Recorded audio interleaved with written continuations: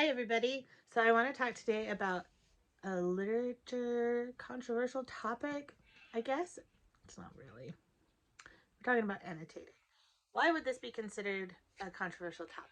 Well, because some people do not like the idea of writing in a book at all. But annotating can be extremely helpful when you are trying to make notes, when you're doing research, or when you're reading a fabulous book and you come across a passage that you're just like, oh my gosh, this is absolutely amazing. I want to remember this so I can come back to this later. So, we're going to go over a couple different ways to annotate text, and sometimes when we probably shouldn't. Okay? So, one way to annotate our text is if we have our textbook here and we mark the page.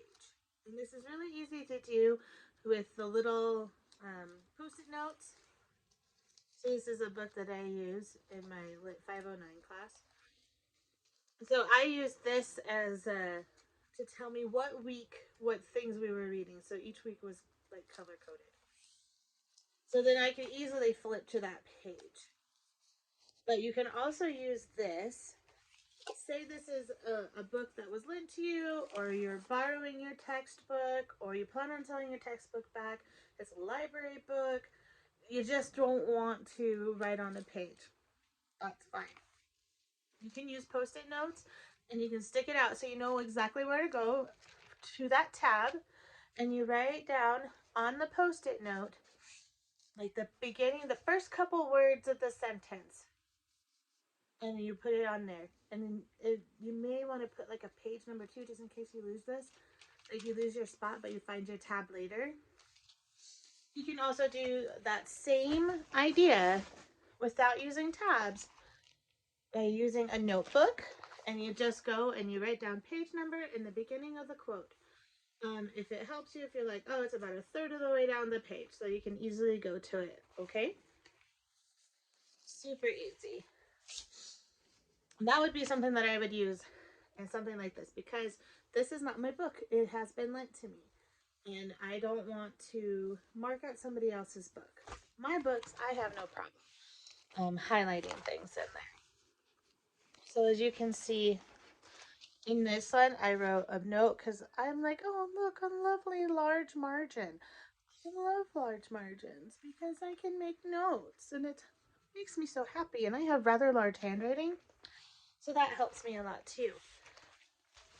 So just kind of see if I have anything else in here.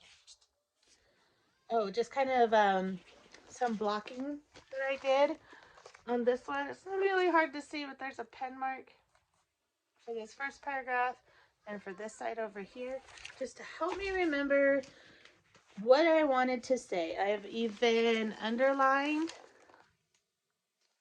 down here at the bottom. You can highlight as well. Let's see. Some things that I really like to use.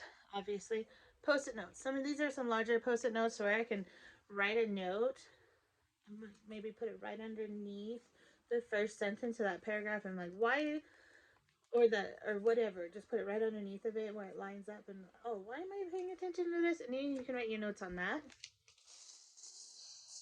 I found some beautiful highlighters. These were like less than $5, but they're such pretty colors because sometimes you're like, I don't want to look at that fluorescent yellow or fluorescent orange anymore. So a lot of my classes, when I was working on my degrees, some required books and some didn't. Like this class doesn't require books. Instead, I'm providing links for you in the classroom for the literature that you are going to read. It is helpful if you print it out. Now, to save paper, I print them. If you can read this small, it turns it into like size 8 font. It's quite tiny, but it allows me to print it out. I can highlight, I can make notes. There's 2 pages per page, and then you can make it to where it actually prints front and back, so you're saving a whole lot of paper. I am somebody who likes to have something in front of them to read. I don't particularly enjoy reading on a screen. So I do print a lot of things so that I can make notes on it, especially, but also because it hurts my eyes to read on a screen. So that is an option for this class. You can also,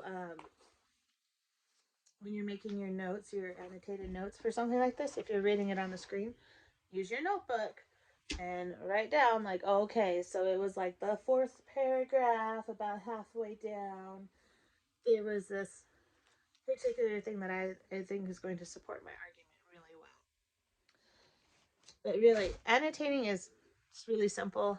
It's a fabulous tool to help you when you are doing research, especially when you're doing research, because you're going to be reading through, and there may be just a couple sentences in an entire article that pertain to what you want to say and will support your argument.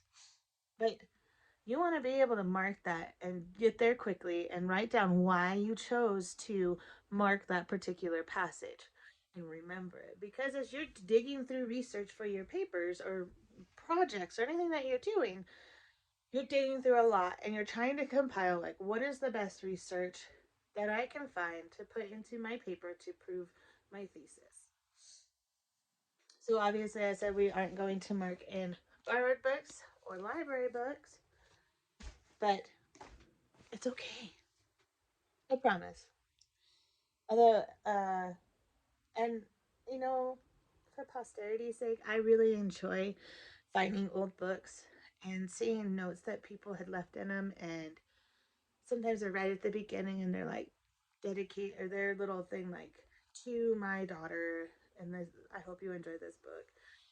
And explaining why they enjoyed the book and hoping that whomever they gave the book to also enjoys it. And just wondering, like, why would somebody highlight that, or oh, that's really interesting, kind of thing. I really enjoy looking at older books like that.